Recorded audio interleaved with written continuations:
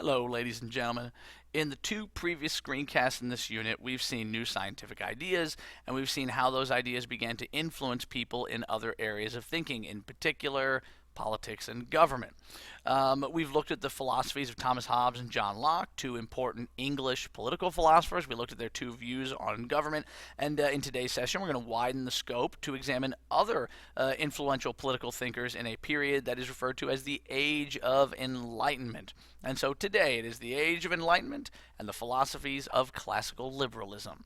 Let's look at those essential questions. So the Age of Enlightenment, what kind of beliefs characterize this time period? What are people thinking about the universe? What are they thinking socially? What are they thinking politically? And where in Europe will you find like the intellectual epicenter of these Enlightenment ideas? We'll talk basic Enlightenment. Then we're going to get more specific and look at the philosophies and philosophers of the Enlightenment. We'll take a look at a concept called classical liberalism. What is this? What does it mean? What does a classical liberal actually believe, right? Then we'll see some of the new philosophical ideas that are espoused by some of the great thinkers of this time. What, if any, implications will these ideas have on the future of government? And spoiler alert, the implications will be huge for the future of government, not just in Europe, but here in the United States. And we'll focus on three guys in particular: Charles II, Baron of Montesquieu, Voltaire, whose name is much longer than that, but we're just going to call him Voltaire because that was his pen name, and Jean-Jacques Rousseau. Now, there are more than just these three guys as great thinkers of the Enlightenment, obviously, but we're going to focus in on them because of their importance for the future, not just of what we're going to study, but of the United States as well. All right, those are the essential questions. Thus, without further ado, let's go ahead and begin. So during this Age of Enlightenment, new scientific and philosophical ideas have caused many Europeans to start looking at the world in a totally different way. Okay, they're no longer held back by the old traditional religious beliefs about the universe, and people are now beginning to define the world in their own way, using science as their guide. A lot of these individuals are greatly influenced by our old pal Sir Isaac Newton and his book Principia. His work is hugely influential on people of this time. From his work, they perceive the notion that the universe is like a big machine full of all these moving parts that work in perfect unison and concert with one another, and that the moving parts of this big machine are all governed by fixed scientific laws, laws of motion, laws of physics, laws of gravity. But what you also have is a situation where people try to reconcile science with religion, because science has proven so much of what the church had been originally teaching about the universe, had proven it to be wrong. And it doesn't mean that people wanted to abandon religion entirely or abandon the existence of a God, but they looked for a way to reconcile the two, science and religion, together. And so what you get is this belief that the universe, the big machine that is the universe, is a machine that was built by God, and that God is the master mechanic of that universe, and that God gave the big machine all the laws and parts that it needed to work, that he created the machine, created the earth, the universe, everything in it, created the scientific laws to make it work, and then they believe that God just sort of left it on its own, that God created the world and the universe, and after he did all that stuff, he left.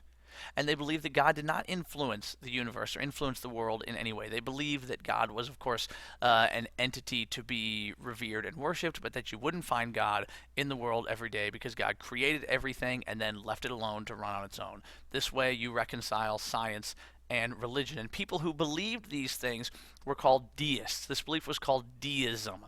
And deism was really popular among Enlightenment era thinkers. As a matter of fact, some of our founding fathers here in the United States are actually deists. People like George Washington, or Benjamin Franklin, or Thomas Jefferson. These guys were Enlightenment era thinkers, and they were deists. And Enlightenment thinkers also believed in the concept of progress, or the idea that the world and its people and its institutions could be improved if you just applied reason and logic, that you could find a better, more workable, freer form of government if you just applied reason and logic to it. And the real center of the Enlightenment is France, in particular the city of Paris. This is the most active place for Enlightenment ideas. This is really the wellspring from which a lot of it flows. We got to go back to King Louis XIV. Remember, he put a lot of money into science academies, art academies, literature academies. He made France the real cultural beacon of Europe, and that cultural beacon still shines very brightly at this time, and so France is the real center of the Enlightenment. And they're Enlightenment thinkers, which the French called philosophes.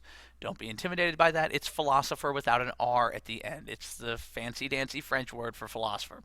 So philosophes would get together at these gatherings called salons. Not a place where you get your hair and nails done, but instead it was usually a gathering at the place, the home of some wealthy individual, usually a woman, in which Enlightenment thinkers would come together and they would discuss the newest scientific and philosophical ideas of the day. They would debate issues, they would talk about issues, they would talk politics, they would talk science. It was a real meeting of the minds. And a lot of these individuals were not just great thinkers, but they were talented speakers and they were talented writers. And their work really helped to spread and popularize the beliefs and the ideas of the Enlightenment.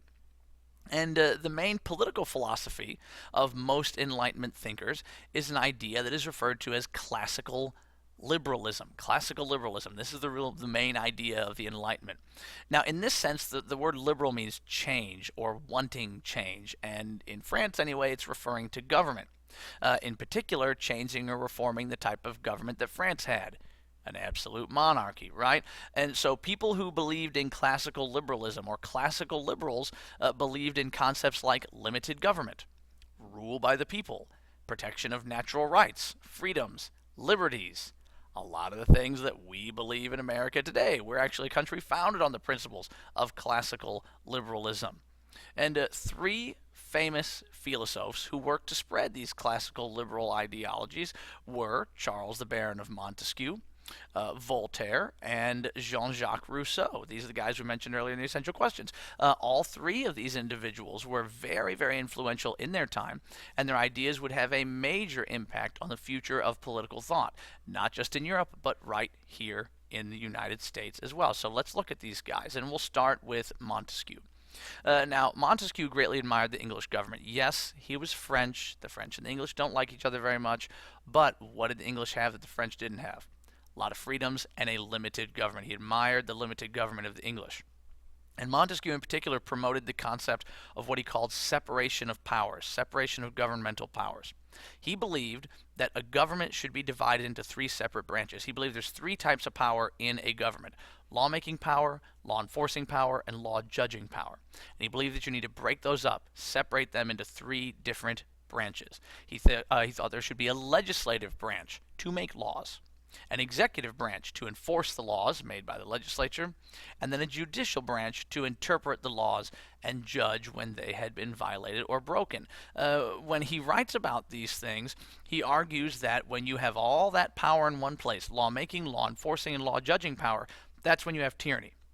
That's when you have absolute government. But if you can separate those powers into three separate but equal branches, one that makes law, one that enforces law, and one that judges law, then you limit the powers of the government and you have a much greater protection for the rights of individuals. And this particular idea of separation of powers has a huge influence on the writing of the U.S. Constitution, because guess what? You will find it in the Constitution. In our Constitution, the first three articles create three separate branches of government. First article creates the legislative branch. Article 2 creates the executive branch. Article 3 creates the judicial branch. So there is Montesquieu's ideas of separation of powers right there in our own U.S. Constitution. So obviously he has a huge influence on the way our government is set up and still runs today. All right, how about Voltaire? He's another one of these well-known French philosophes. He's a great writer and a great satirist. He writes satire. That means he writes humorous works, but he uses humor to prove a point. And he strongly supports individual rights, free speech rights in particular, but also freedom of press and religious liberty. So he's a real individual freedoms type of guy, which in France you didn't have a whole lot of. And his writings and his speaking get him in a lot of trouble, especially when he criticizes the French government. 2 times in his life, Voltaire served terms in the very famous Paris prison called the Bastille. This is the place where a lot of political dissidents did time. The first time that he was in the Bastille was for a satire that he wrote in which he mocked the church and the royal government in France. Yeah, that got him in trouble. Boom, in the Bastille. The second time he ended up in the Bastille was because he insulted a nobleman. Yeah, the two had some run-ins in the past. They ran into each other in the street. Literally, they bumped into each other. The nobleman said something to the effect of, "Oh, you bumped into me. I'm a nobleman. Who are you? Dirty commoner, blah, blah, blah." And Voltaire replies something to the effect of, "Well, considering that nobility is of spirit and action, I see no nobleman before me because you, sir, are not a noble." Well, apparently that'll get you into trouble because this nobleman then went to the king, requested a writ of attainder, which basically is something the king can write to request that someone be arrested for no reason other than the fact that the king says arrest him. And this request was granted, and Voltaire was arrested for insulting a nobleman. And so during his second incarceration in the Bastille, he's given a choice between a much longer prison sentence or just accepting exile from France. He accepted exile, and where did he go? He moved to England, and there in England, Voltaire promoted the English ideas of religious liberty and religious freedom and freedom of the press and freedom of speech because he's in a place where he can talk freely about these things. And Lord knows in England, anybody who's going to criticize the French is more than welcome. And he's very well known for his statements about freedom of speech. Things like, "To learn who rules over you, simply find out who you're not allowed to criticize," or his even more famous quote, "I may disapprove of what you say, but I will defend to the death your right to say it." And so he is a big proponent of individual freedoms, freedom of the press, freedom of religion, freedom of speech, all things which are important to us here in the United States and show up in the First Amendment of our Bill of Rights in our Constitution. Okay, let's round this out with Jean-Jacques Rousseau, who would probably be very surprised that he's being included in a list of Enlightenment thinkers because he's kind of an anti-Enlightenment guy. Jean-Jacques Rousseau did not like the Enlightenment, okay? He hated the ideas of the Enlightenment. He thought that people were relying way too much on reason and on logic and that they should get back to nature more and trust their feelings more. So he probably wouldn't be too happy to be included in this list, but he's still a really influential guy. He's got a huge influence on people who strive for political freedoms. Just like John Locke has that influence, just like Montesquieu and Voltaire have that influence, so too does Rousseau. Rousseau believes that the power to rule belonged to the people, that government gets its authority from the people, that people create government, and therefore government serves the people. He also said that the people have the right to rise up against their government and carry out changes when they have to. In other words, the people can get rid of an oppressive government and create a new one. Now, where have I heard this before? Oh, yes, that's right. Thank you, tiny floating head of John Locke. Those are your ideas. So we've got these very same concepts of rule by the people, government by the people. The people can get rid of a bad government and replace it with a new one. That's about where the similarities end, though, because like other thinkers that came before him, Rousseau believed in the social contract. He believed that government is created through a social contract.